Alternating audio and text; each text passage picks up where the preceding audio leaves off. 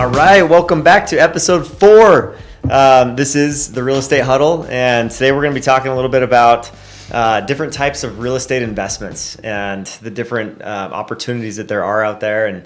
And we've done some things personally in the investment world, and also helped a lot of clients on the investment side of things. And so this is going to be a fun discussion today. We're going to have some fun with this and give some cool insights. So anything you guys want to say before we get kicked off? Nope. No, it's fun to be back. All right.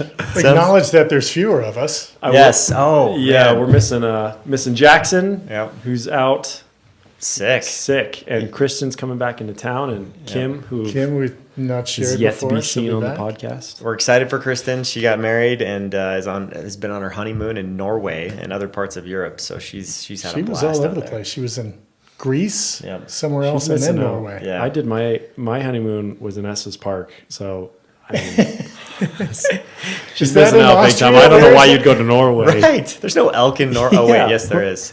I mean, we're going elk hunting for our... You didn't say. So we'll get the ladies back next go around, but this is a great topic. So let's dive right into it. We've got flips first. So obviously the purpose of a flip is to turn around some cash pretty quick, and make it so you're obviously buying a home at a discount. If you buy it at market value, there's no margin at all, and so obviously you're trying to get it at a discount, and that typically means off market or something that could be distressed.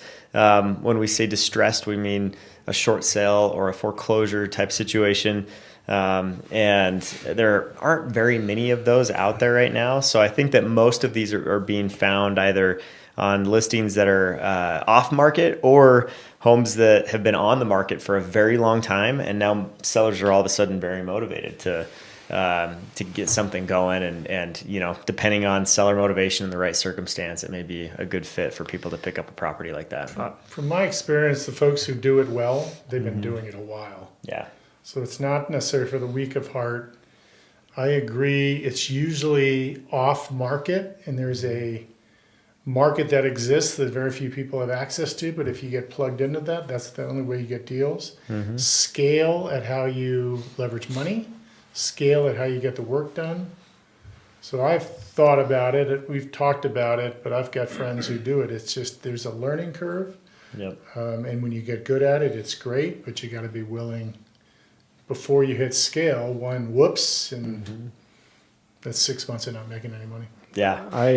I would say that the investor market right now is very active based off of the text messages. The text message is real. Every single day. I just got... It's like, hey, Spencer, this is so-and-so from we lost whatever contact. holdings. I don't think we officially connected, so I'm just... Yeah. Do you have any off-market? They're looking for hot off-market properties that just... Well, that still talks to the market. We see in our residential less inventory. They're seeing the same thing. So even their marketplace seems to be low. Oh, yeah. Yeah, for sure. They're making money still. I'm flattered they're asking me, but yeah, they're hungry, and I've been getting hit up about 10 to 15 times a week too by investors, and a lot of texts. They've gone to text marketing a lot. But while we're on those same lines, let's talk about the process of wholesaling. And so wholesaling is when, let's say I go and I am what you would call, some people would call them bird doggers, right? That are going and they're walking the streets and knocking doors, right? Or they're walking crosswalks and putting up signs saying we buy homes for cash, sort of a thing, right? So there's that type of investing where you're just trying to get incoming phone calls and any opportunity to create conversations with a homeowner that needs to sell. And so a wholesaler, what they would do is they would be one of those finders that comes in, they find the property, and then they sell it to the investor. They make a quick 10 grand, and then they turn it over to the investor, who then starts the work on the property. That investor may be the rehabber, it may be a realtor, like one of us, right? Yep. It could be someone in lending, perhaps. It could be anybody. But the investor then takes over from the wholesaler, and the contract is typically assigned from the wholesaler to the flipper, and the flipper then goes about the work, carries it out, pulls permits, does it all. Hopefully they pull permits. So not all flippers are created equal. Yeah. There's some really good hack jobs out there, and then there's some that are really well done. And I actually just bought one that was really well done, and I thought that they did a phenomenal job on it. So it can be done right, but I think that flipping is, keep in mind that you've got short-term capital gains on a flip. Yep. So it's less than a year of holding that property. So obviously talk to your CPA about this. We're not CPAs, so you need to get that advice from a professional. But that's common knowledge that you could find on Google. And so understand that there may be some more tax liability there, whereas a longer term gains with rentals, long-term rentals, that sort of thing, that's a different animal. So a little more costly as far as that goes. So you got to have margins. Those margins are key. So what do you know about, interest rates and such when you're doing those short-term?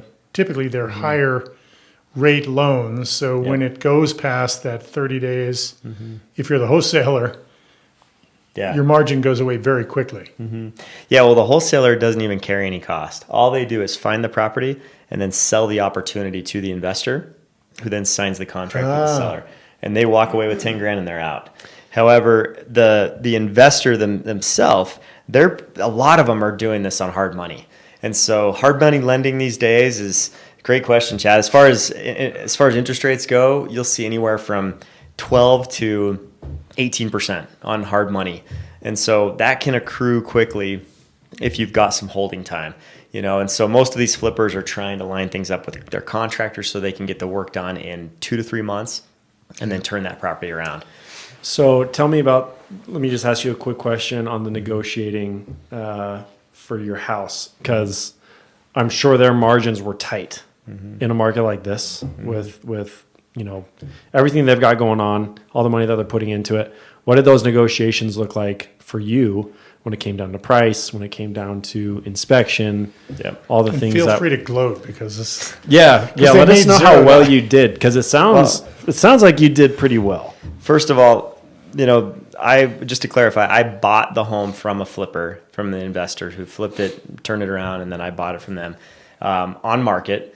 It was on the market for a few weeks before I bought it, and so I was able to come in and negotiate. And then second of all, this is one of the best buyer markets that we've seen since 2011, if not the best, as far as the environment. Say that one more time. This is the best buyer market that we've seen since 2011. How can that be? Tell me.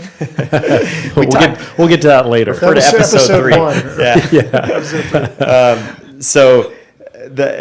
We were able to get $20,000 off the price, get $23,000 in concessions paid for, and then get probably 15 different inspection items taken care of. Everything I asked for got done, and it was awesome. It was so fun to be a buyer in this market. So, that's something that is a great thing for a lot of people. And flippers tend to be volume guys. They tend to be able to make a good amount of money, and especially full-time flippers that are doing this, and that's their day job. They got to do 10 properties a year to make this make sense.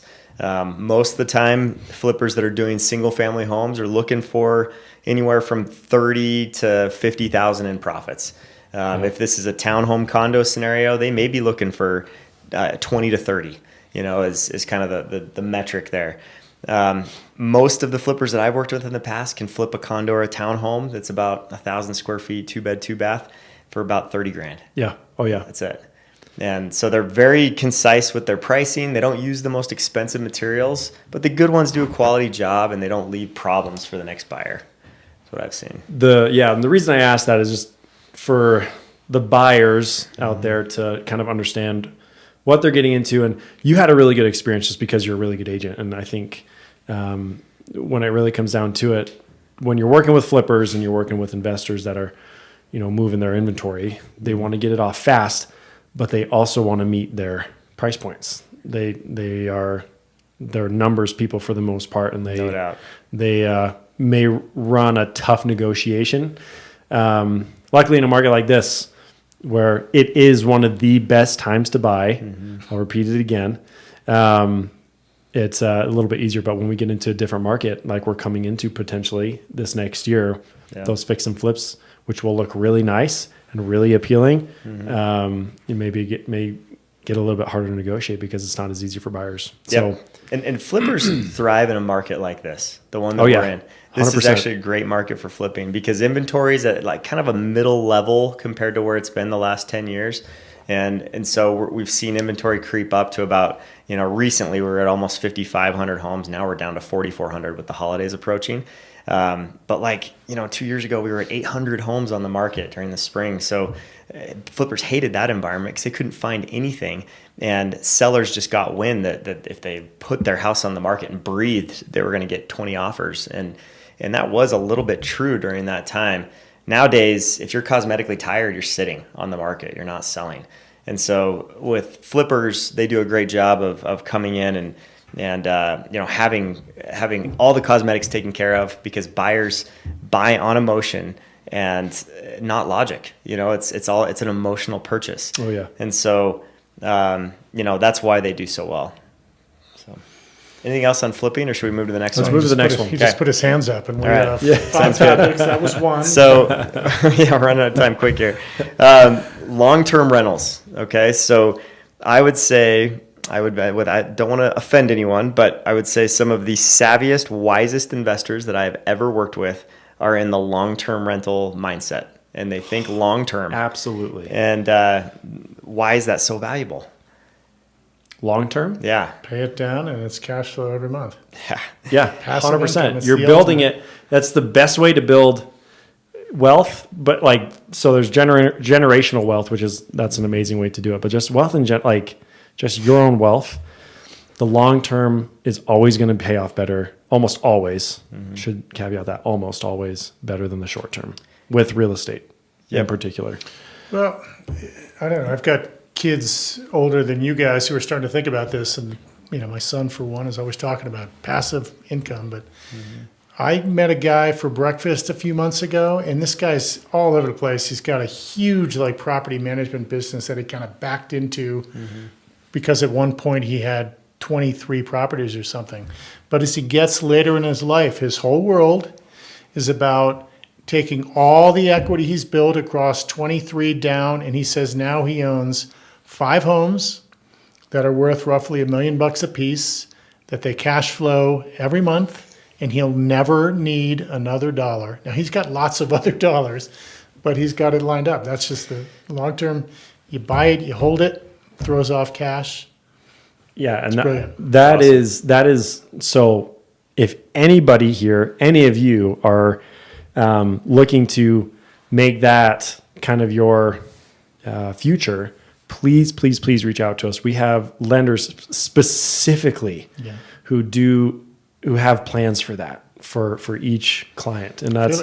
We told a story last episode 1, 2, or 3 with Jackson, who's not here, about very young people getting in the game with a 1-bedroom, 1-bath, paying down some debt, getting enough cash flow, buying the next one, 2-bedroom, 2-bath. Yep. And this kid is 23 years old, 24 years old. And that's where the long term comes into play is when you hold on to them. Obviously, the market ebbs and flows, but ultimately, real estate has a track record of gaining almost always. Yep. I think we've seen 1 or 2 markets in the history of the United States where we've declined severely in just property values and in people's money.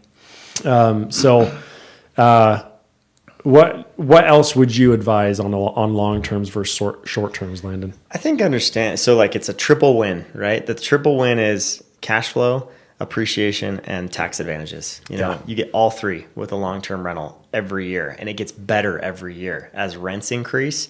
And you pay principal down even more and you're paying less interest. It's a killer model to do really, really well in real estate. It's the best investment I've ever made. Not to put you on the spot, but you've now done it 3 years in a row? Yeah, so I've got 3 property a year? rentals. Yeah, I started in 2018, so kind of every other year.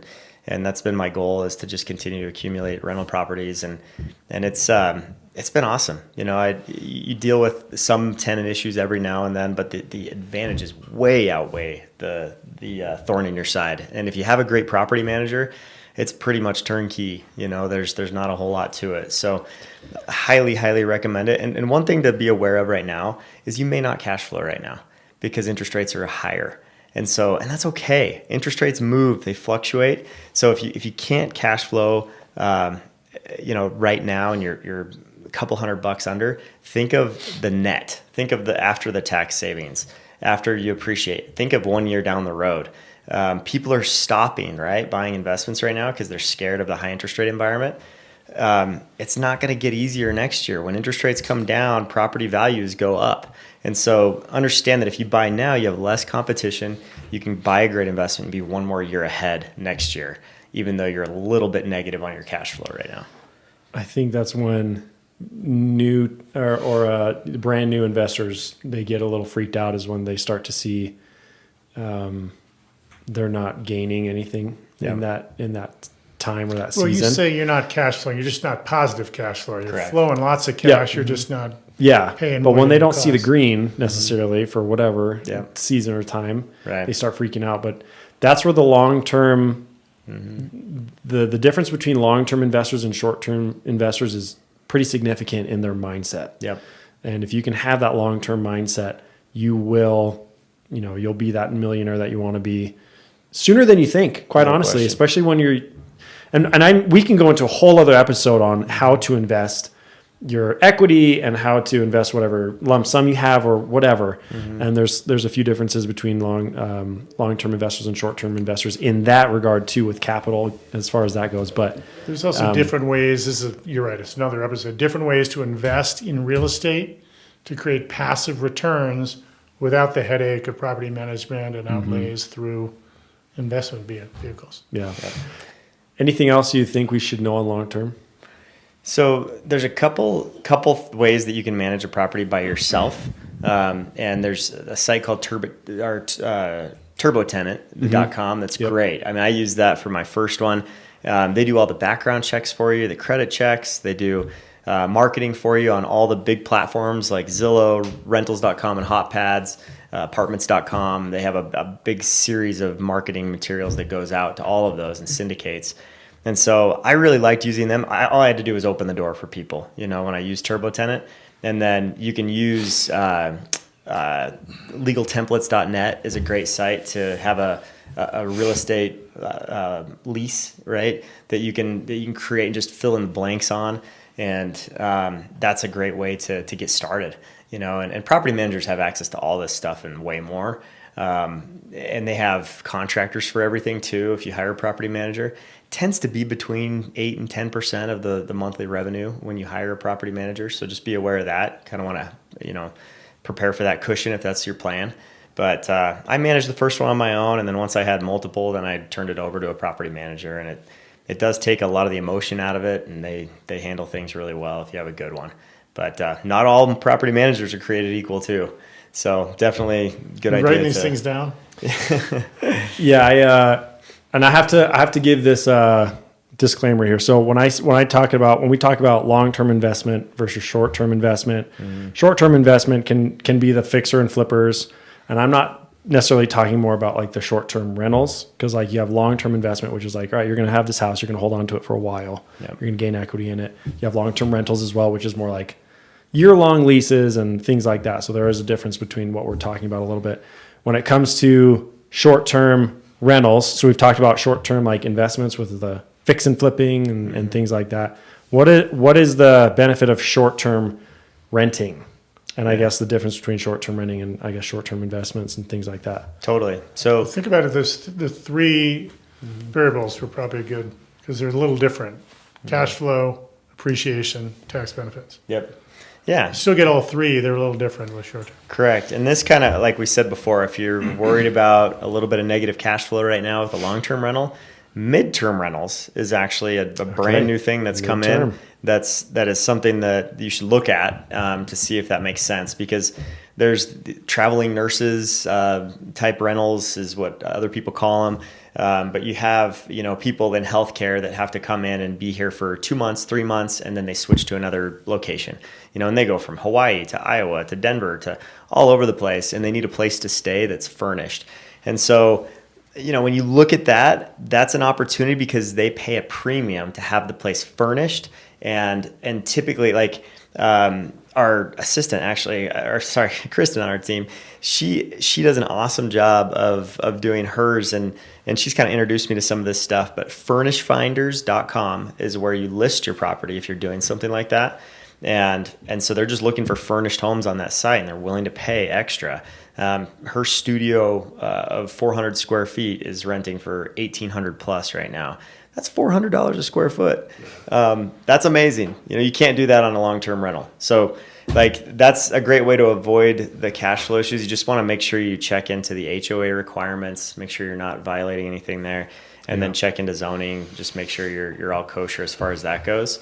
And then that's a great way to look into that. Now, midterm rentals. So we have let's talk about Airbnb real quick. Airbnb, VRBO, these short-term rentals, which we're looking at, it's like hotel stays almost. Yep. Yeah. So I've got a friend of mine who I think with these, you got to be creative. You gotta have a little imagination and make it fun. Yeah. And you can do really well with it. I've got a friend who's also an agent at our company, and he does a great job with his. They bought a place down in Orlando, and they painted every room with a mural. Yeah. So are you saying awesome. Theme it? Yeah. Like themes make it fun. Totally. Make it inventive. When you theme, everybody's heard of the Bluey house in Australia, right? VRBO Bluey. And it's if you've ever cool. seen the kids awesome. show, that's the place to go, and everybody talks about it. And there's a gazillion views on YouTube on the tour of the house. Yeah. And so you don't have to go to that extreme, but you paint murals on the wall, you bring a little ambiance in that's relative to where it is, and all of a sudden it's a really hot place that people want to go to, and you'll never have. Well, I shouldn't say that, but your odds of vacancy are way lower if you do something like that. I hear my paintbrush on. And with that, so with Airbnb and VRBO stuff, those short terms, a couple sources that I've seen have said that for you to pay your entire year's mortgage on that, you would need to rent it out, and that's on average. So there's going to be a difference in HOA fees and things like that per community and property, but on average, in order to pay your full year's mortgage, you'd have to rent out your place with Airbnb or VRBO. It was 90 to 180 days of the year. Mm-hmm. If you can get that many days, your mortgage is going to be paid, and then anything on top of that is gravy. Well, look at the three variables. So we bought a condo, and same three elements, but your appreciation is greater. Yeah. So long term, you hold it, you get more there. Right. I don't think we've ever covered our costs, but our costs are not that high because we have a very low interest rate. Mm-hmm. And then we pay someone, a property manager, where in the short-term rental space, it's not 8 to 12, it's more like 20 to 30% you pay, and you live off the peak seasons of the holidays, et cetera. Makes sense. And then mountain rentals, HOAs are really high. Yes. So you're not as little higher. But Summit County. Mm-hmm. But you keep the benefit in the off months, which is when we use it the most, to be up there in the summer. Yeah. In the fall. And cost is higher because there's cleaning fees. They have to come in and out, right, every single time. They've got a lot to do with all the turnover of managing that when someone's moving out every 3 to 10 days. So whenever we're in Airbnb, Jay and I always, I don't know if you can filter it, but we're always looking at the cleaning fee. Yeah. Before anything. Right. Well, the only thing I'll say is, as an owner, you get a different cleaning fee. Yeah. And it just went up, but it's nowhere near what they charge. They charge the little wins. Totally. So we've had clients though that have bought a lake property and did Airbnb, and then it worked well, and so then they bought a mountain property and did an Airbnb, and it worked well, and so they keep expanding, and that's the cool thing is if you can get your systems down once and figure out how to do it with I would say it's a little more hands-on with the Airbnb stuff because there's so much turnover and there's a little more risk on what could go wrong, but there's more reward too if it goes right. So that's another one to consider. And I think it's been a good conversation about all the different options of investments. And we'll have more episodes to come about each of these, I'm sure, because we could go into a lot more detail. Overlapping but we have at least 2 more episodes. This is a pretty good surface level investment talk, but we'd be probably good to get in a couple more episodes on this. But cool. Well, thanks for joining us. Appreciate the listen here and all the conversation. Hopefully, if you have had thoughts of investing in anything, first of all, call us because we'd love to talk through your goals and hear you out and help you achieve those. But also, like, look into resources like Rich Dad Poor Dad. Such a good book on real estate investing. And there's plenty more that we can recommend to you. So hope you enjoyed today, and we'll catch you on the next episode. See ya.